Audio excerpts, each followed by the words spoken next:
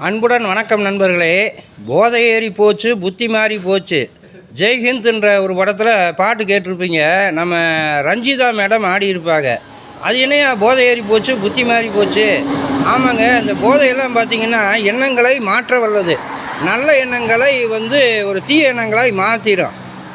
இந்த கொலை, கொள்ளை, கற்பழிப்பு, திருடுறது இதெல்லாம் செய்கிறவன் பார்த்திங்கன்னா நல்ல ஒரு சரக்கு போட்டு தான் வேலை செய்வான்.